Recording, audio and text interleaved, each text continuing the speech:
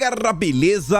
Como é que vocês estão? Meus amigos, as coisas seguem movimentadíssimas. O vídeo de hoje dividi aqui em 4 temas e eu já quero começar falando sobre a imprensa brasileira, que é quem sustenta a nossa democracia.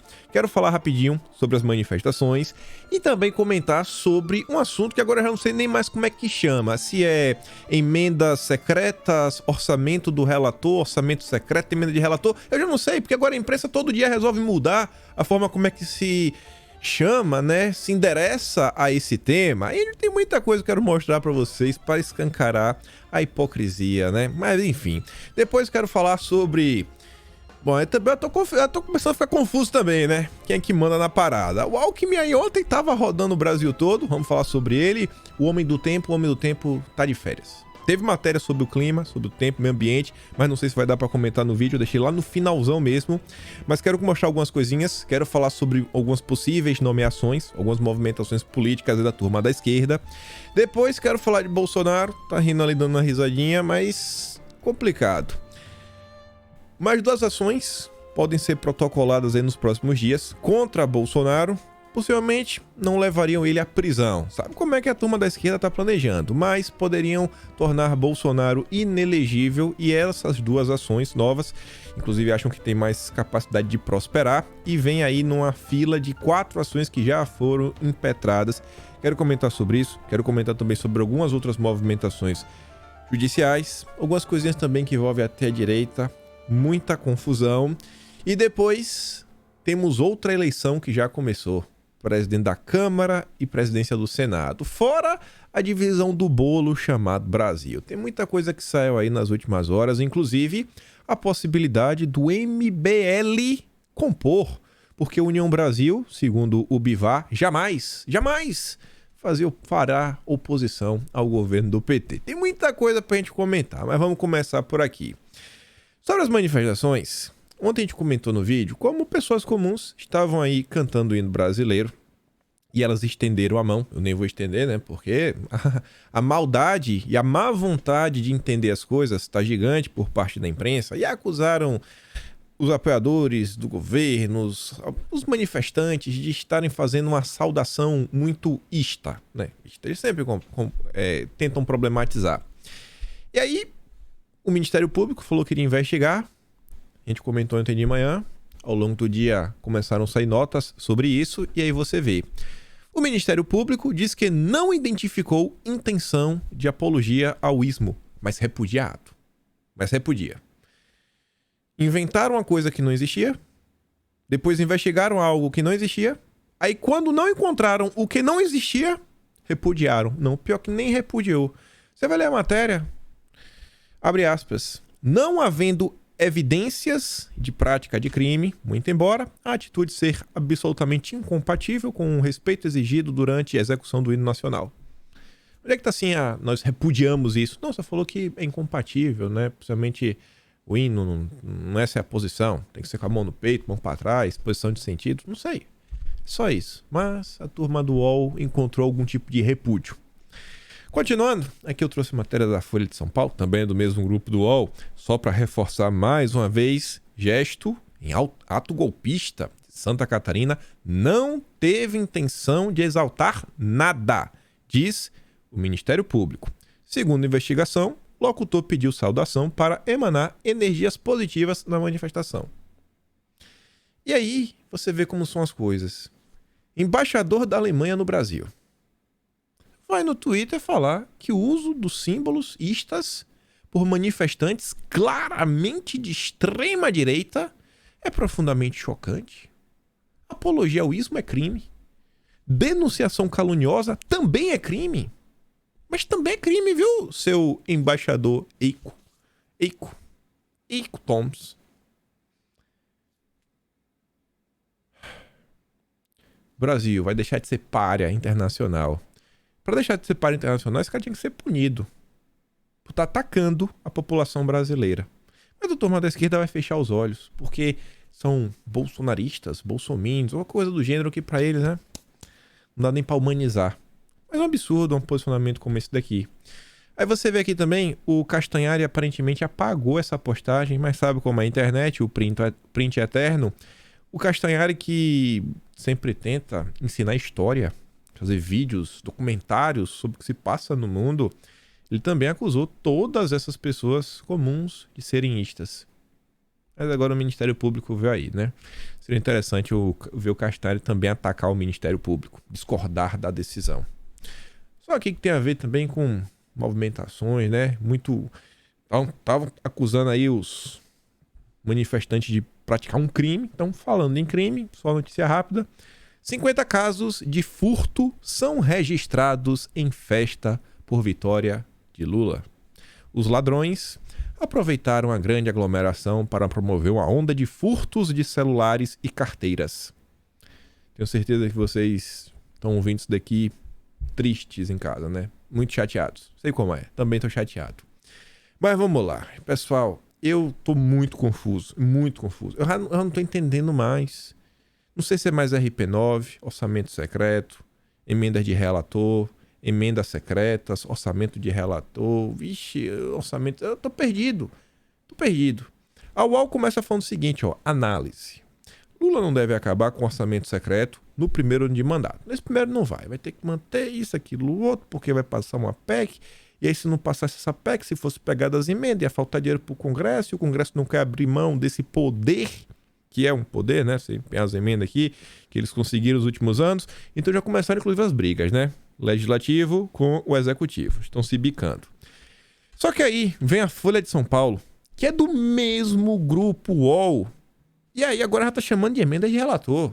Era assim, ó, Centrão e aliados de Lula aceitam negociar mudanças em emendas de relator. A coisa ficou tão feia que o André Guedes, lá da turma do Dano Moura, MBL, Danilo Gentili, o cartunista, ele fala o seguinte: o orçamento secreto agora é emendas de relator. Isso aí, imprensa. Continua empurrando mentira e hipocrisia pela goela das pessoas. Depois não entendem porque surge tanto maluco acreditando mais na tia Josefina do que em vocês. Aí que vem o perfil da Folha de São Paulo, totalmente desmunido de memória. Eles não têm memória. E sequer boa vontade para dar um Google neles mesmos para falar o seguinte: caro leitor, obrigado pelo contato. A Folha sempre usou emendas do relator em sua cobertura noticiosa. O termo orçamento secreto é usado por colunistas de opinião. Só os colunistas, tá bom. Só que aí temos os prints. Como vocês sabem, o print é eterno. Tem uma matéria da Folha de São Paulo, atualmente, que você entra. Se você entrar hoje nessa matéria, vai estar escrito o seguinte, ó: saiba o que é e como funciona a emenda de relator. Tá vendo? Eles não chamam de orçamento secreto. Será mesmo? Quando você olha no link lá em cima, o link aqui, ó, www.folha.uol.com.br, blá blá blá, poder 2022. Olha o que é que tá escrito: saiba o que é e como funciona o orçamento secreto. Opa! Quem é que tá mentindo? A manchete ou o link? Eu digo para vocês, quando você faz a atualização, o upload de notícias, você cria um link, né? Você cria uma nova página, uma inserção, e você cria esse link. Uma vez que esse link tá no ar, ele fica lá. Se você quiser fazer alguma alteração na matéria, o link não muda. Se você entra em qualquer matéria da Folha de São Paulo, você vai perceber que existe um padrão. Que o final do link é o ano, o mês, o poder. É a coluna, né? Coluna poder, que está ligado à coluna de política da Folha de São Paulo, barra 2019, é pelo ano, depois 09, é o mês, barra, aí vem a manchete, onde ao invés de você dar espaço, você coloca um hífen. E para mostrar que a matéria original era orçamento secreto e aí mudou para emenda de relator, o pessoal da Folha de São Paulo também não sabe que existem ferramentas na internet onde você consegue salvar páginas como elas eram em um determinado momento. Uma dessas ferramentas é o Wayback Machine. É o que o pessoal chama de arquivar. O Wayback Machine tem pelo menos 7 registros da matéria original, tá lá em cima, 7, feitos entre 8 de setembro de 2022, o dia que a matéria foi publicada, e 13 de outubro. E nesses 7 registros, quando você clica, a manchete original era: saiba o que é e como funciona o orçamento secreto. Não basta fazer a população de idiota. Tem que negar. Você fala, não, agora a gente mudou. Eles podem falar assim, não, agora a gente mudou. Passados aí um ano, atacando o Bolsonaro de forma baixa, tentando culpar o Bolsonaro por tudo, a gente chegou à conclusão que não é mais orçamento secreto. Mudamos de ideia. Não, beleza, as pessoas estão aptas a mudar de ideia o quanto quiser. Mas falar que nunca falou, é feio. Que depois a gente fica assim, ó. Igual palhaço. E aqui não tem palhaço. Não tem. Pode ter até o Coringa do Batman, mas palhaço não tem. Palhaço aqui não. Aí você vê. O tweet original, feito em 8 de setembro, consta lá, ó. Saiba o que é e como funciona o orçamento secreto. Aí, com a matéria, eles mudaram a manchete, agora atualizaram a página, aí embaixo já tá, que é o emenda de relator. Mas o tweet original tá lá no Twitter ainda, eles esqueceram de apagar. Talvez eles apaguem nas próximas horas. Lamentável. Mas, graças a Deus, temos a imprensa para sustentar a nossa democracia. Enfim, vamos começar de assunto mais sério. Eu não sei, né? Se é vice, se é o presidente, se é quem vai liderar o Brasil. Não sei o que tá rolando, mas o namorinho tá com a imprensa, tá que tá. De encontro com o Bolsonaro, a visita à padaria, a reestreia de Alckmin como protagonista em Brasília. Gostei, o protagonista. Pronto. Já sei o que ele é. Ele é o protagonista. O protagonista. Antes de a gente falar mais sobre ele, a gente já falou ao longo da matéria, olha como são as coisas. E é bom reparar nessas questões da semiótica, fotos.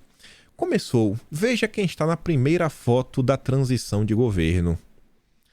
Não estou aqui para julgar a capacidade técnica destes homens, mas apenas pontuar que eu só consigo enxergar homens. Onde está a diversidade que a esquerda tanto fala?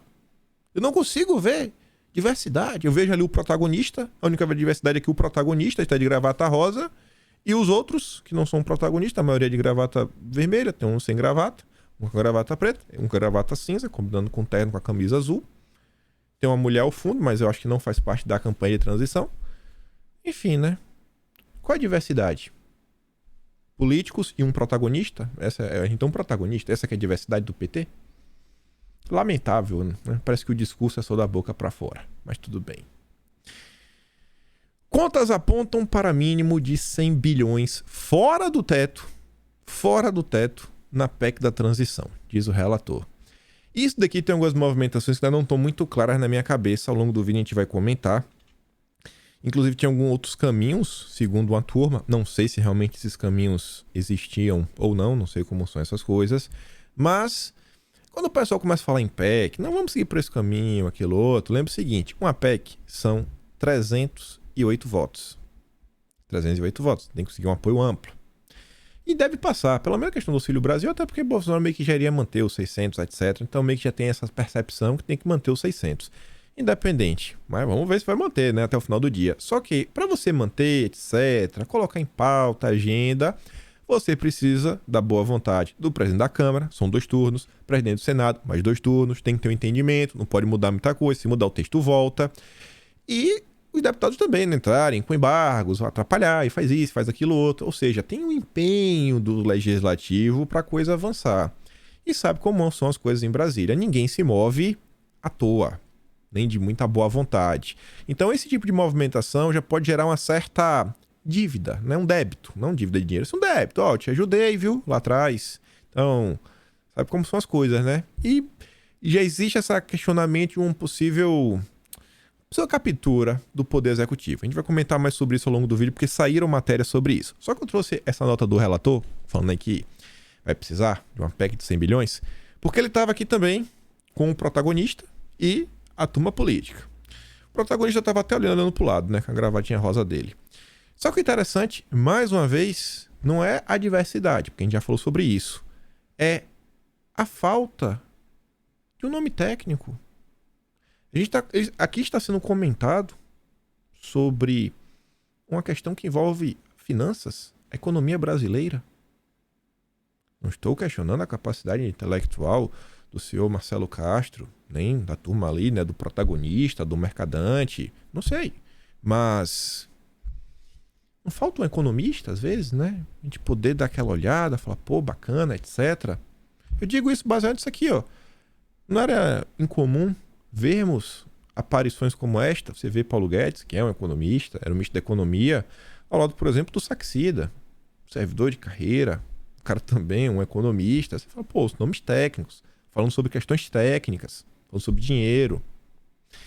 E vale lembrar que por várias vezes, um exemplo foi a PEC Kamikaze. Por várias e várias vezes, quando o governo apresentava uma PEC ou outra, era sempre nomes catastróficos.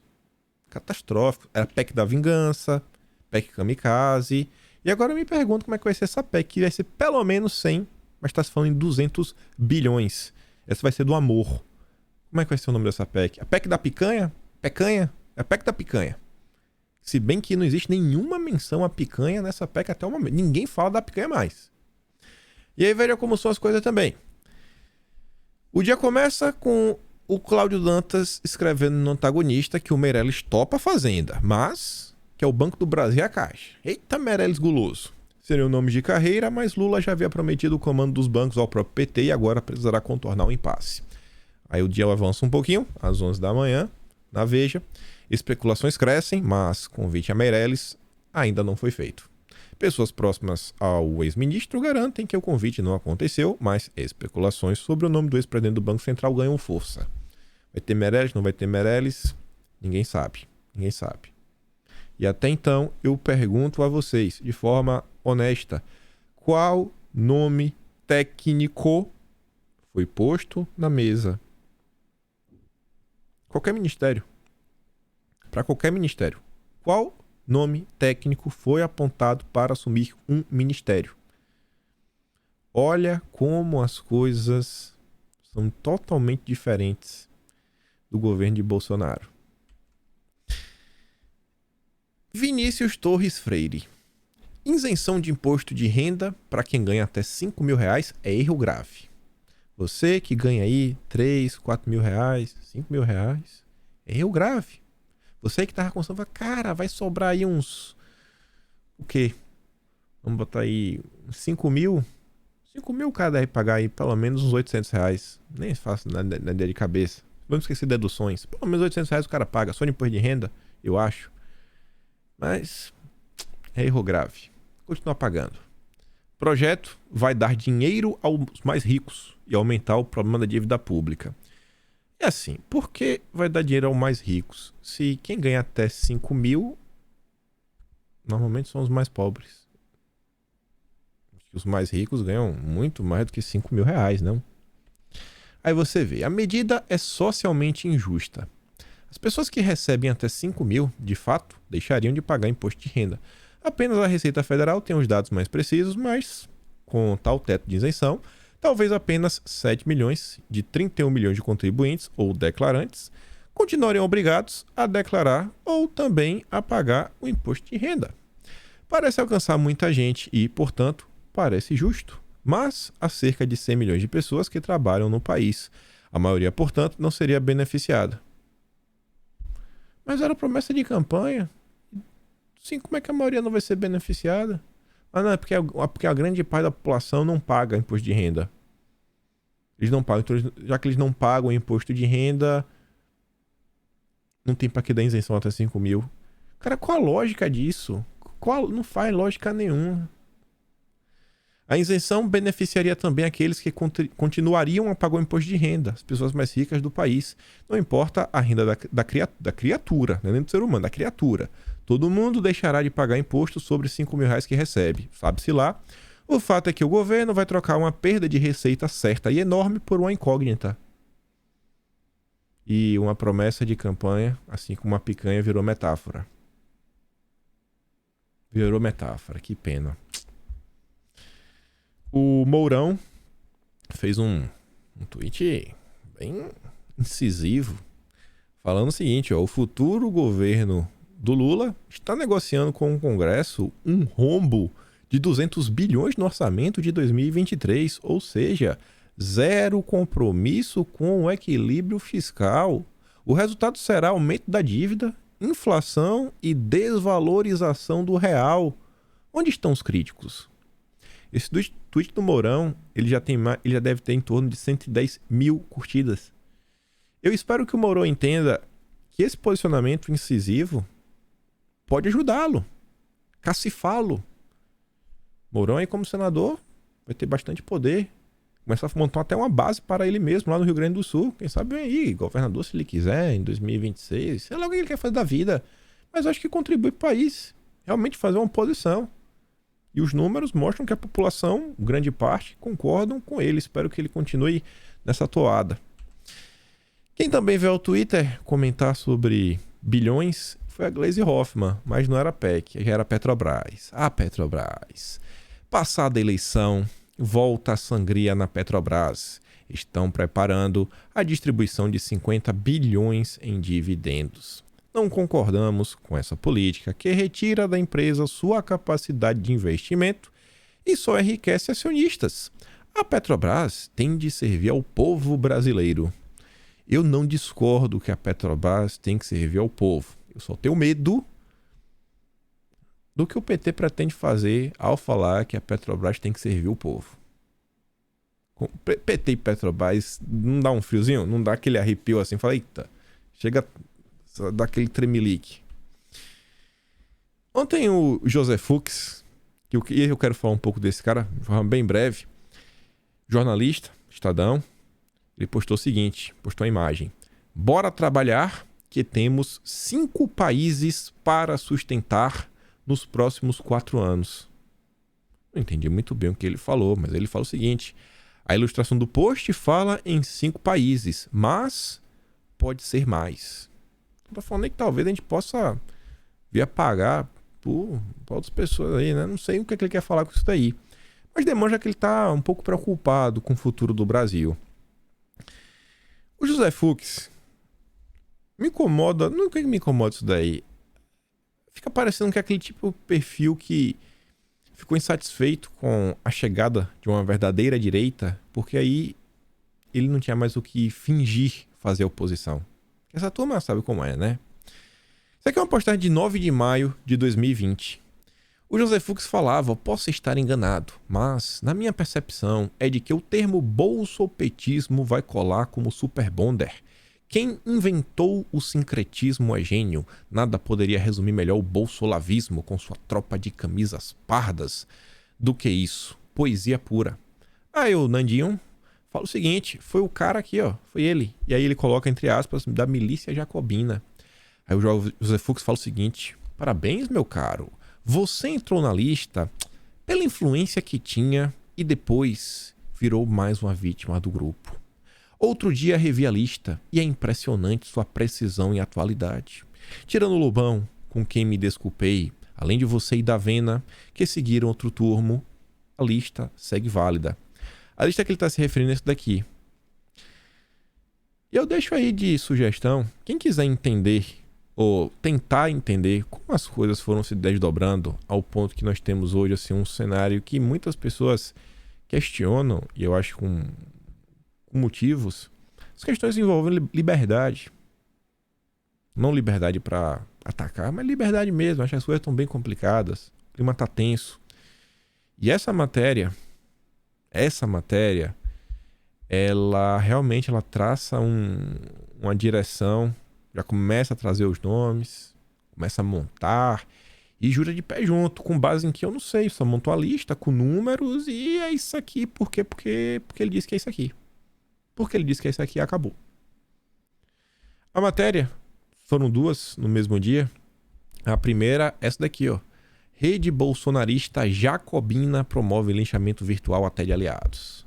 E assim começava toda a narrativa, queria virar gabinete do ódio, depois CPMI das fake news.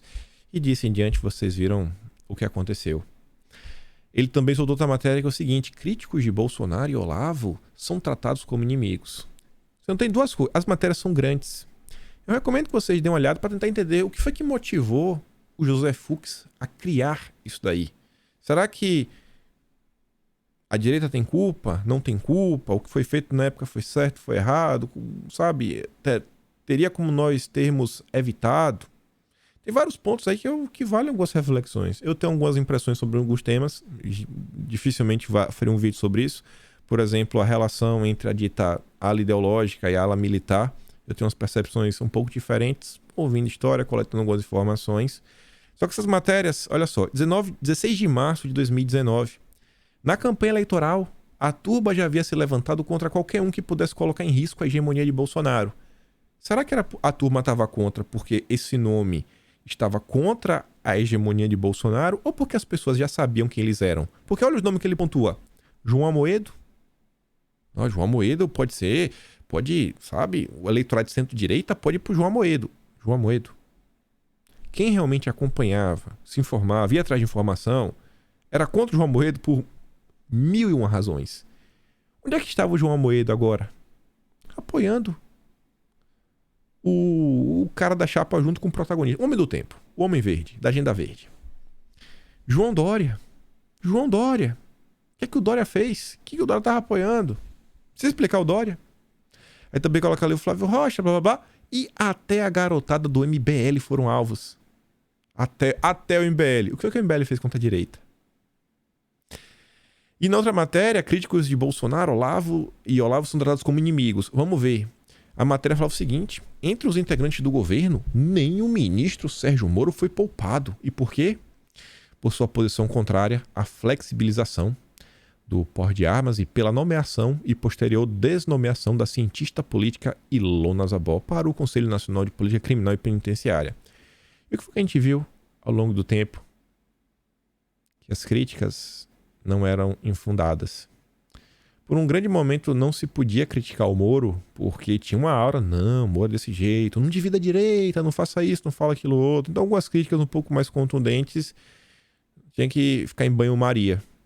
Você percebe que na verdade não tinha crítica nenhuma, não tinham ataques, eram apenas críticas, porque as pessoas realmente sabiam o que estava acontecendo, sabiam algumas coisas que iriam ocorrer. E aí o José Fux está aí agora, né? Não, mas com exceção de você, Nando Moro, o Lobão e a Vina, vocês realmente merecem o meu perdão. Mas o resto da lista, nossa, não precisa tirar ninguém. Isso aqui eu quero fazer um comentário bem breve também. Aquele rapaz ali embaixo, o Pavinato, é o Pavinato que está à frente aí de um programa também que tem grande audiência da direita. Cuidado com quem vocês abraçam. É um programa aí de um grupo que tem bastante suporte da direita. O Pavinato está sem um bigode, mas continua sendo o mesmo Pavinato, que era da turma do MBL, e aqui era a live que ele fazia frequentemente com a Madalene Laxo e o Luciano Ayan. Ângelo Coronel, presidente da CPM das Fake News. Nereu Crispim, não vou completar, deixa pra lá.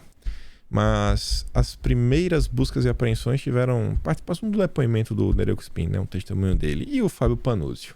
Então, cuidado com o que vocês abraçam. Só desse daí. Faz um programa novo aí. Direita curta. Tiago Pavinato. Mas vamos continuar. Sem o bigode. Tá bonitão agora. Tá no cabelo penteado pra trás.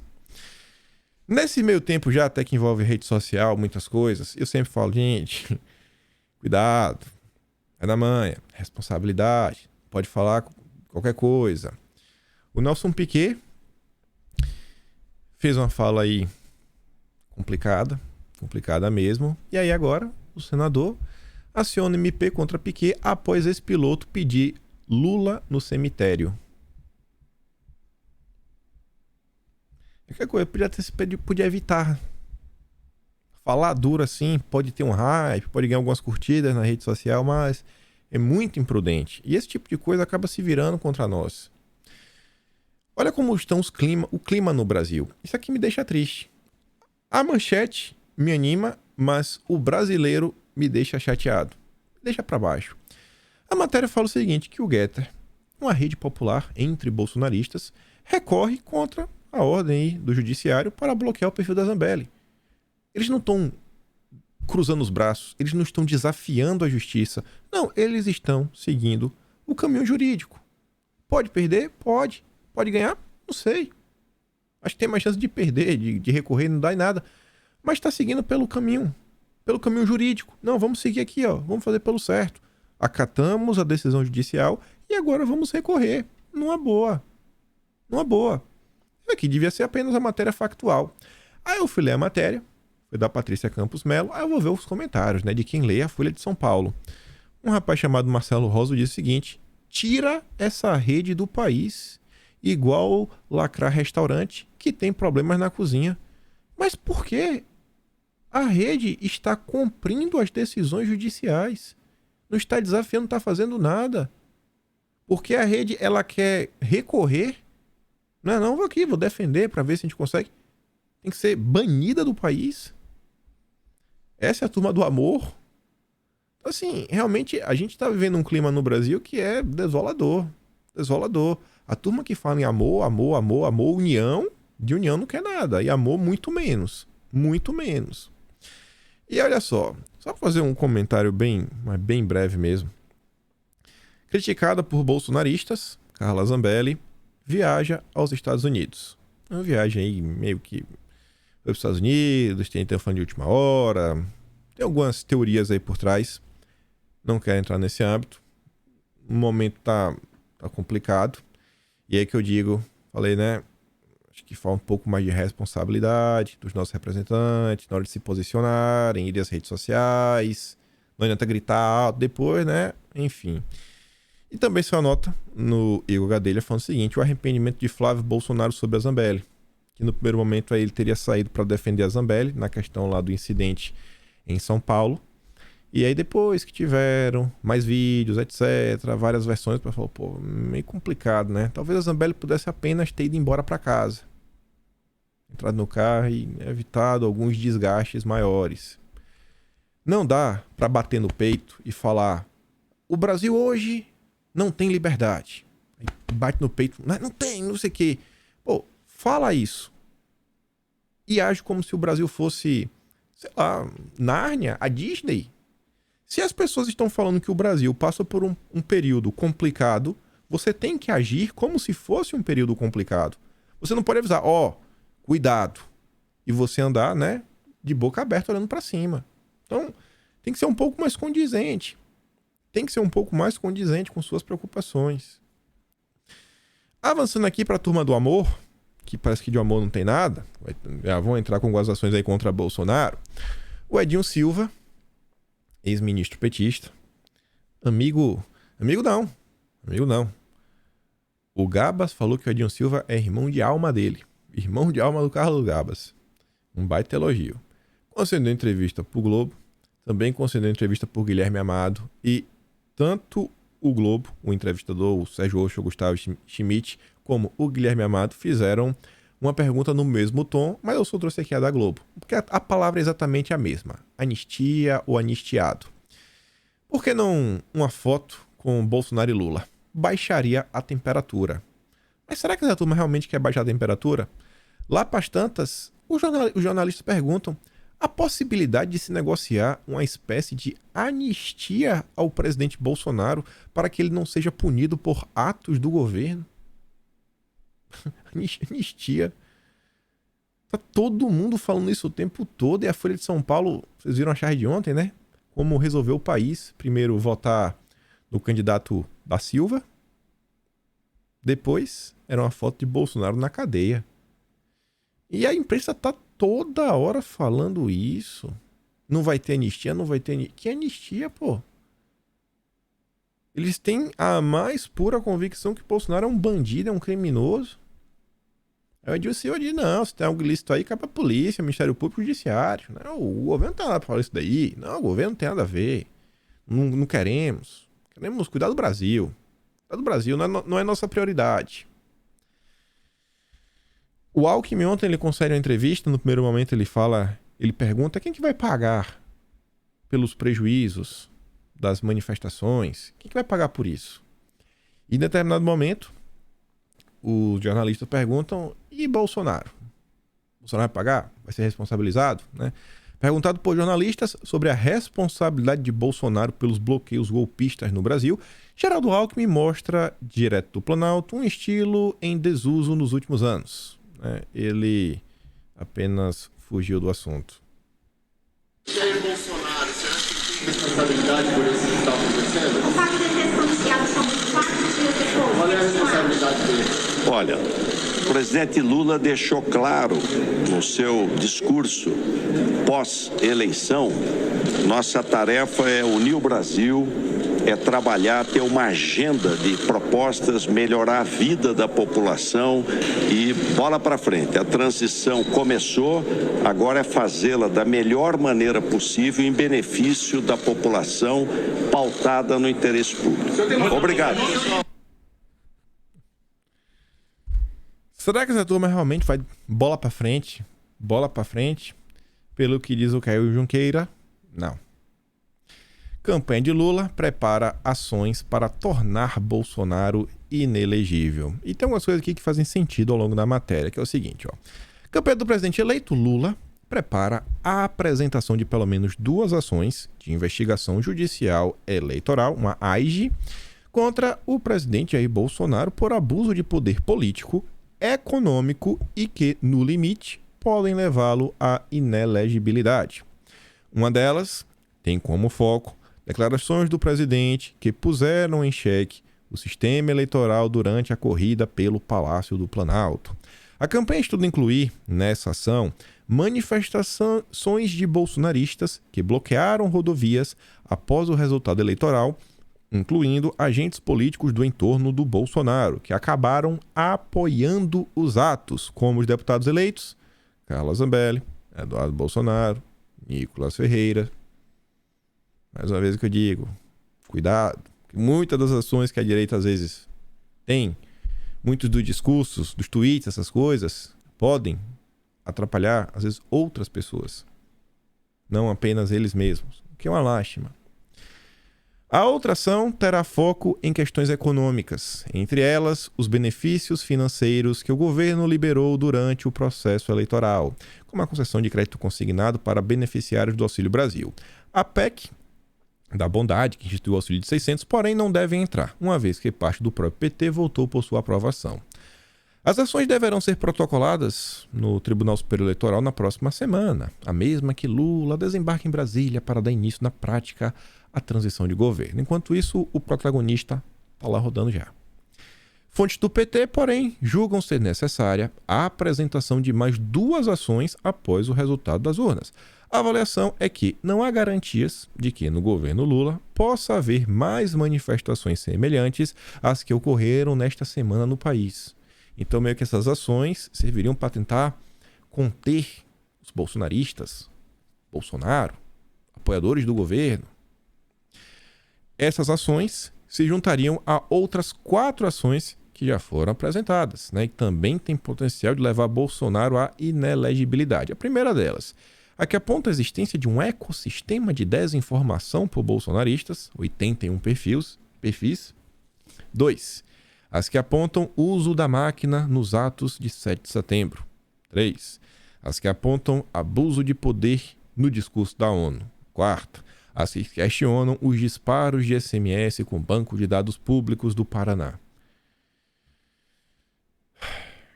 De todas elas, essas 4 aí a gente sabe que a galera tá com a imaginação muito fértil. E tá, às vezes, tentando colar em Bolsonaro as coisas que eu acho, bicho, você realmente acha que isso aqui tem alguma coisa a ver? Pá, você acha que isso aqui é uma narrativa que está sendo criada? De todas elas, a leitura na campanha é de que as 2 novas ações são as que têm mais potencial de avançar. Ou seja, essas 4 aí, né, são mais narrativa. Ou pelo menos permanecer como algo que a justiça possa ter em mãos para ser aplicada nos próximos 4 anos. Vai deixar em banho-maria, né? A depender dos movimentos de Bolsonaro e dos bolsonaristas. A depender das coisas, né? Tá aqui em banho-maria, não temos pressa, tem 4 anos. Fique calmo, viu, Bolsonaro? Fique caro, viu, bolsonaristas? Ministros de cortes superiores, com quem a CNN conversou, a matéria do Caio Junqueira, então acho que foi ele, apontam que ações eleitorais e não criminais são as que têm maior potencial de avançar contra Bolsonaro quando ele deixar a presidência. Há uma percepção de que qualquer avanço de processos criminais contra Bolsonaro que possam, por exemplo, levar à sua prisão, poderá inflamar o país. A turma tá doida pra colocar Bolsonaro na cadeia, né? Você vê que tá na discussão. Não, vai prender, não vai. Tanto que no Superior Tribunal Federal discute-se a possibilidade de, após Bolsonaro perder o foro, os processos serem mantidos na corte sob controle e não baixarem a primeira instância, para evitar e manter as coisas de forma mais calmas. Procurados, Secretaria Especial de Comunicação Social, Eduardo Bolsonaro, Zambelli e Nicolas não se manifestaram. Mas olhando isso daqui, parece que a turma do lado de lá não está muito interessada em pacificar o país. Acho que a turma tá com a raiva de Bolsonaro, mas é uma raiva que eu acho que não faz bem pro coração. Já que a gente falou aqui da justiça, só uma notícia bem rápida. Muito foi questionado aí sobre o Aras, por muito tempo, um petista na PGR. Eu acho que o Aras de petista não tem nada, mas cada um tem sua percepção. Com vitória de Lula, Nicolau Dino é cotado para a PGR. Na última lista tríplice, o Nicolau Dino estava presente, junto também com Mário Bonsaglia, que era o nome que tinha realmente um apoio maior do Moro na época. A gente já falou sobre esse cara no passado, sobre Nicolau Dino, só para relembrar, uma matéria aqui do próprio site oficial do PT. Barrar Lula candidato é negar Constituição, diz subprocurador. O Nicolau é irmão do Flávio Dino, que era governador pelo Maranhão, se elegeu senador. E nos diálogos que já tiveram no passado, acabaram aparecendo, Deltan com Lima, onde o Deltan relata que o Cláudio Dantas perguntou, né, não, tá agonista aqui, tá querendo saber quem que a gente queria que apoiasse, quem sabe aí ser o PGR, diálogo de 2017. Então, seria um nome que, ainda que agrade, ser mais à esquerda, também agrada aí parte dos lavajatistas. É o nome que eu sempre me coloquei contra. E falando sobre os lavajatistas, eu continuo me colocando contra. Teve algumas coisas na campanha, eu falei, não é momento aqui de ficar criticando, jogando pedra, mas eu acho que eles darão alguns problemas para o Brasil nos próximos anos, algumas pautas que essa turma defende. Continuando aqui, vamos falar do MBL, mas antes disso, vamos falar de outros partidos. Vou começar pelo PSD do Kassab. Lula busca o PSD, União Brasil e MDB para ampliar futura base na Câmara. Renato pergunta, o Kataguiri, que é do União Brasil, né, do MBL, promotor do voto nulo, vai compor a base governista de Lula na Câmara? Qual indicação ele vai pedir? Uma pergunta. Vai começar pelo Kassab. Kassab quer cargos, parceria federal e recondução de Pacheco para apoiar Lula. Então, o Kassab fez 3 pedidos. Quer se sentir governando com cargos e, principalmente, negociar um arcabouço de reciprocidade, que quais os cargos a matéria não lista. Além dos cargos, o Kassab quer um apoio do governo federal para suas joias da coroa, onde seria, por exemplo, onde ele é sócio majoritário do futuro governo, por exemplo, no Paraná, Prefeitura das Capitais, o próprio estado de São Paulo. E, por fim, o Kassab também quer uma ajuda da turma da esquerda para a recondução do Pacheco para continuar como presidente do Senado. Segundo aqui, o Igor Gelou, da Folha de São Paulo. São os 3 pedidos do Kassab. E parece que um dos pedidos já foi atendido. O governo Lula encaminha apoio a Pacheco à presidência do Senado. Aliás, de Lula atuam para obter apoio do novo governo à reeleição de Rodrigo Pacheco no Senado. Kassab vai compor? Não vai? E aí, Kassab? Vamos falar do MDB. Baleia vê disposição no MDB em colaborar com Lula, mas sem adesão automática. E essa adesão aqui, ela tem alguns passos para você entender, né? Esse posicionamento aqui do Baleia Rossi é porque aqui, isso aqui é literalmente, como é que eu posso falar? Seria um xadrez. Não no sentido porque no xadrez, cada peça se movimenta de uma forma. Então você tem várias peças em um único tabuleiro. O jogo de dama é mais simples. Então isso aqui não é dama. O MDB está fazendo várias movimentações. Por quê? Nesse momento está se discutindo cargos, está se discutindo ministérios, está se discutindo presidência do Senado, está se discutindo presidência da Câmara. Então tem pelo menos 4 grandes coisas sendo discutidas. Pelo menos, assim de forma bem simples. Só para você entender. Então, quando o Baleia Rossi diz que o MDB quer colaborar, mas sem adesão automática, não é que ele não vai colaborar. É que aí tem que sentar, tem que conversar, tem que ser bom para todo mundo. Tanto que você vê MDB, que é ministério, de projeção para Simone Tebet. Cidadania desponta como preferido. O ministério que lida com as políticas sociais. Vai rodar bastante o Brasil, o nome vai circular muito. Um governo aí que promete muitas e muitas políticas sociais, é um ministério de peso. De peso o ministério. Então, tá aí. Tá assim, não é que ele não vai ter adesão. É que, pera aí, pô. A gente tá vendo o ministério, mas não é só ver o ministério. A gente também tem que ver, por exemplo, a governabilidade.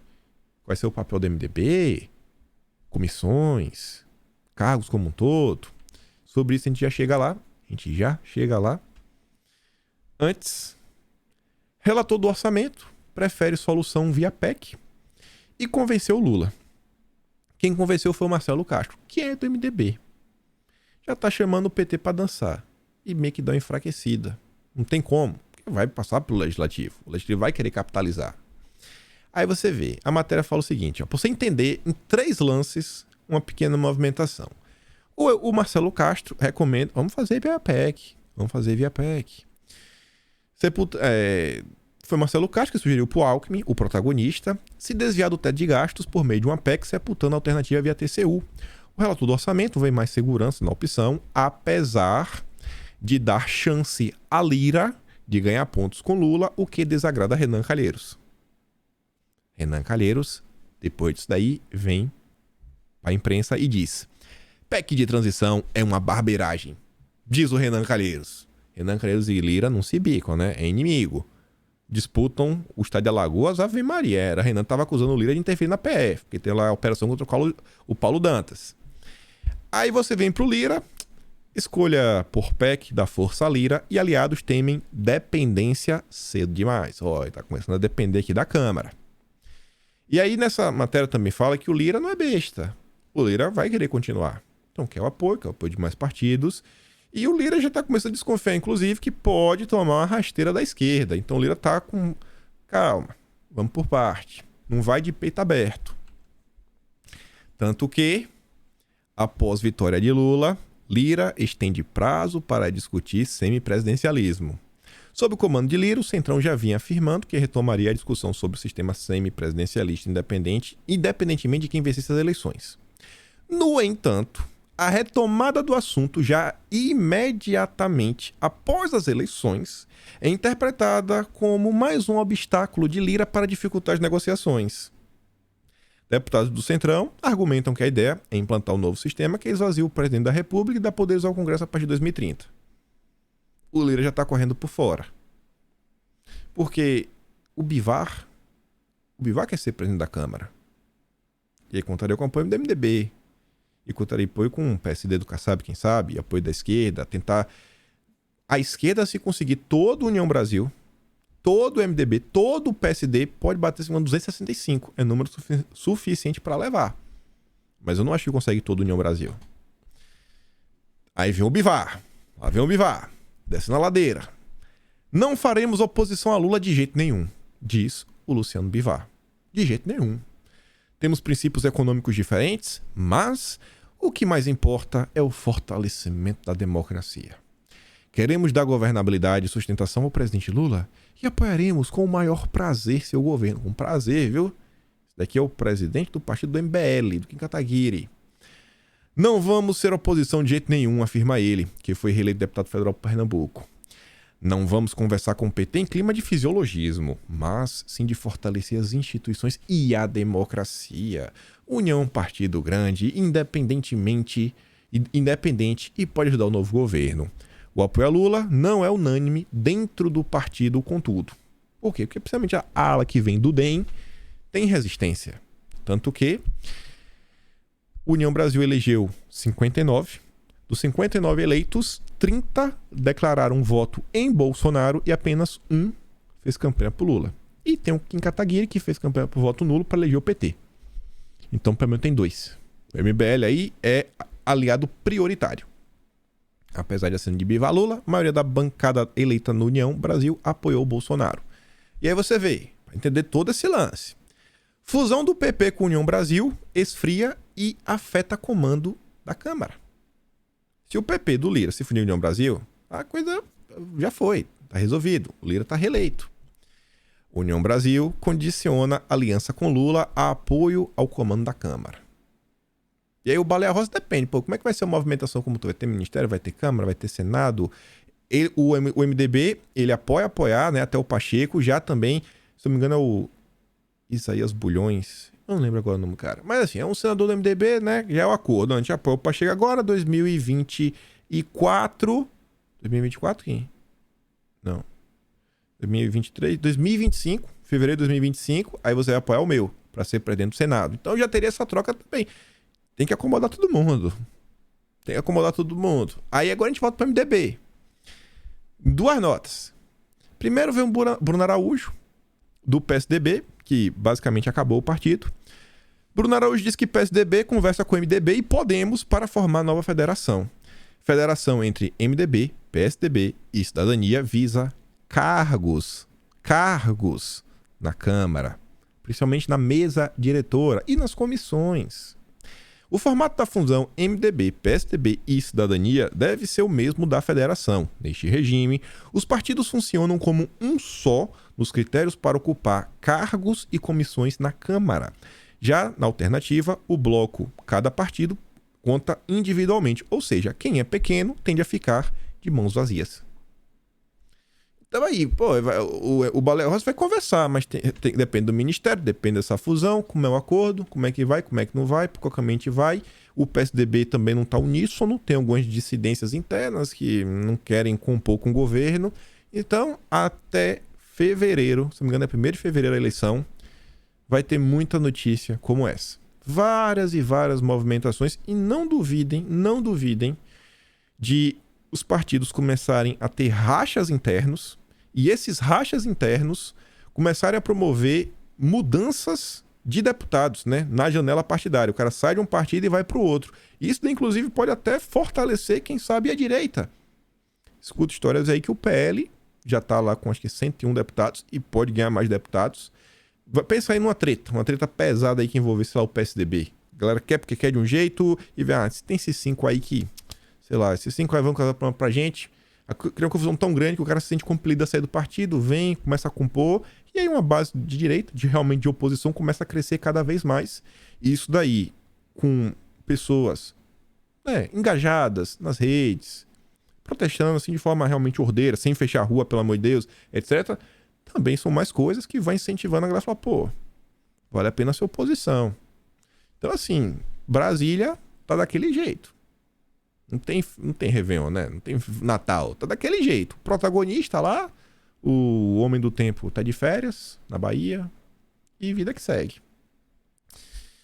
E aí, falar do nosso lado, né, direita, membros da base de Bolsonaro ensaiam um blocão suprapartidário de oposição a Lula. E aí poderia envolver a turma do PL, a turma do PP, a turma do Republicanos, mais alguns deputados de outros países, né, de partidos, União Brasil, quem sabe, uma ala pequena do PSDB.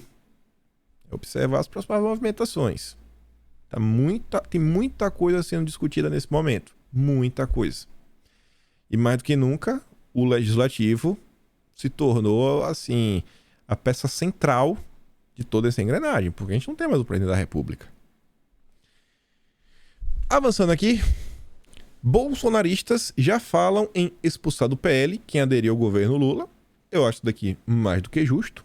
Isso aqui é uma fala do Jordi, que é o seguinte: ao meu ver, aqueles que se alinharem ao governo petista devem ser expulsos. Nosso partido precisa ser oposição. Isso seria estelionato eleitoral. É inaceitável que nosso partido tenha pessoas que se aliem a Lula e o PT. Todos fomos eleitos defendendo Bolsonaro e seu projeto. E ganhamos a eleição por isso. Aí agora, vai ter gente que não compôs com a esquerda, fica feio. O Valdemar, ele tem em suas mãos uma oportunidade única, não é uma possibilidade, é uma oportunidade. Uma oportunidade é muito mais do que uma possibilidade, não é uma chance, não, é uma oportunidade real. Só depende do querer. Essa turma tem na mão, nesse momento, a chance real de criar o primeiro partido de direita no Brasil com um discurso, com pitch, a gente já falou disso diversas vezes. Você vê como os partidos eles não têm mais identidade, as pessoas não se identificam com os partidos. Você tem, quem sabe, o PSOL, que tem o discurso do PSOL, a pauta woke. Você tem o Partido Verde, é o woke, né, mas bem ambiental, e você não sabe nem que o PT defende mais. O PT agora é o woke, né? Era trabalhista lá atrás, agora virou woke. E aí fica uma briga, não, isso aqui, mas são alguns setores do partido. E aí o Valdemar, essa movimentação aqui, pelo menos do Zema, não é aleatória. Flat de Valdemar com Zema e Tereza Cristina. Se o PP se unir com o União Brasil, a Tereza Cristina não fica de jeito nenhum, porque ela não quer estar no mesmo partido do Mandetta. De jeito nenhum. Não se bica, se odeia. Já o Zema já demonstrou que pode sair do Novo.